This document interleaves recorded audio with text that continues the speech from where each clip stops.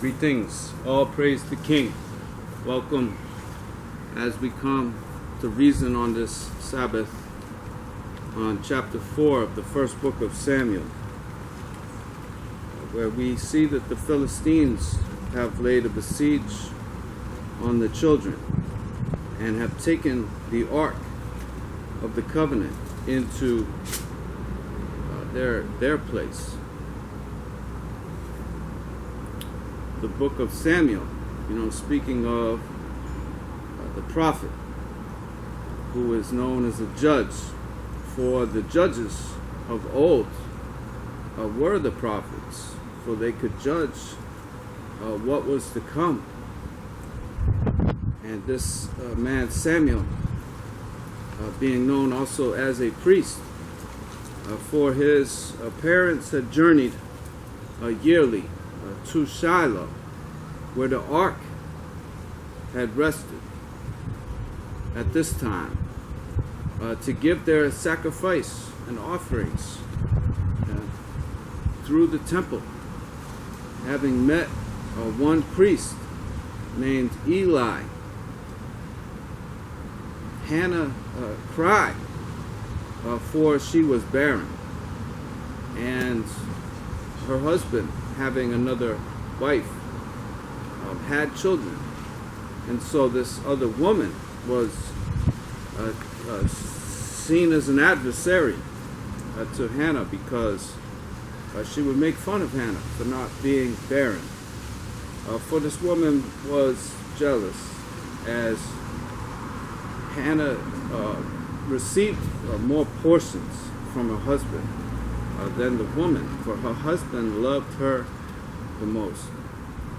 So when Hannah comes to give her offerings, she cries unto Eli, the high priest, saying,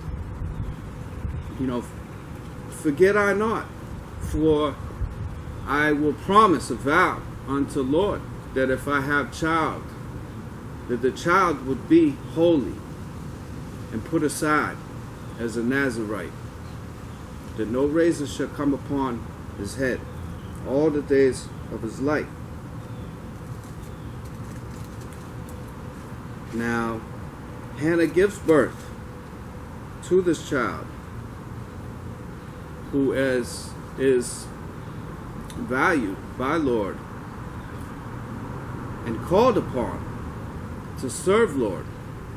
As we know in the previous chapter, Samuel is receiving these signals at night, and he's coming to Eli and he's saying, yes, what is it that you have called me? And Eli says, no, I have not called you. So Samuel lays down and he hears the calling, and he goes to Eli and says, what is it? Eli says, I have not called you. Samuel lays down. See, Eli perceives that Samuel is being called from Lord. So he says, now Samuel, when you lay down, you listen to what Lord has to say. Samuel lays down. And Lord gives Samuel the message that Eli would be cut off, for his sons had defiled the tabernacle by laying with women at the entryway of the temple. And even his sons were known as priests, but it states that they served Belial, the devil, rather than Jah, and that Eli had not restrained them. So therefore Eli was ultimately punished for his son's sin.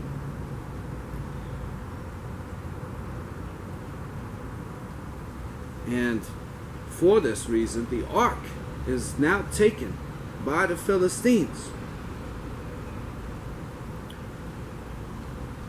And the children, in battle, it was Samuel who had brought the ark to the children.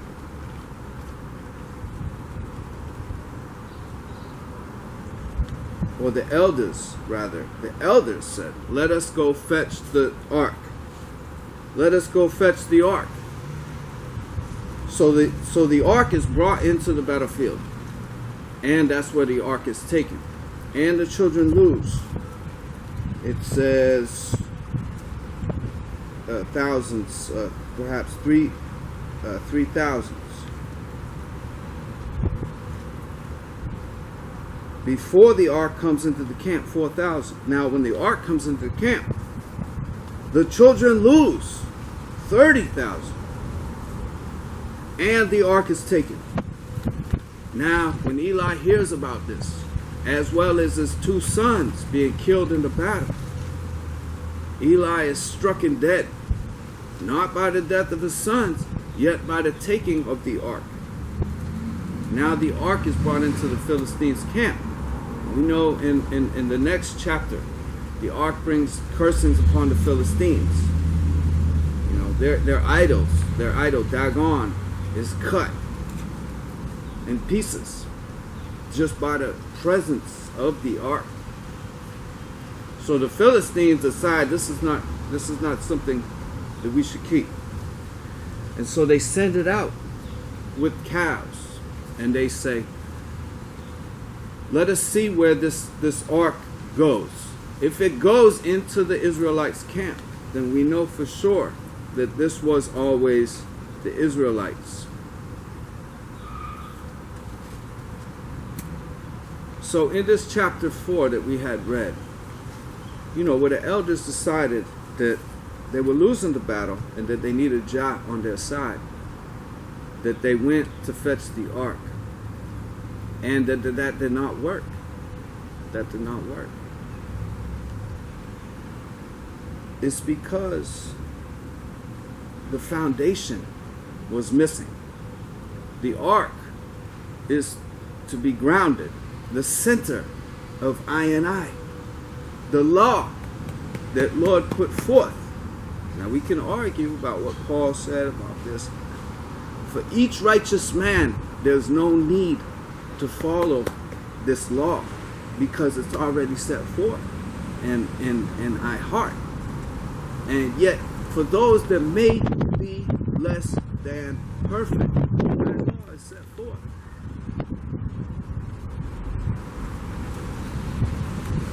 For us to just say, now, we have not been grounded, we have not followed our faith, and yet, in times of trouble, now we call upon Lord. We know this is not acceptable.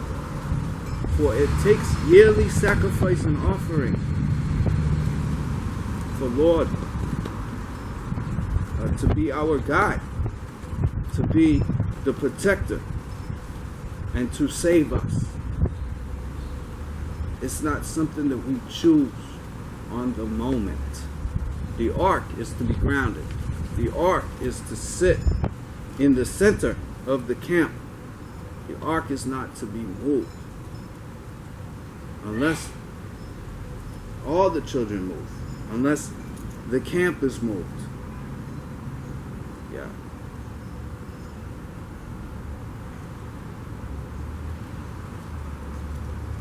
So this ark is everything to the Israelites in respect to our faith.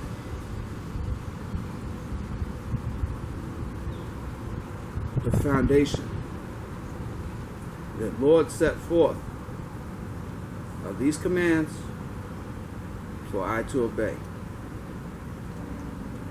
is forever.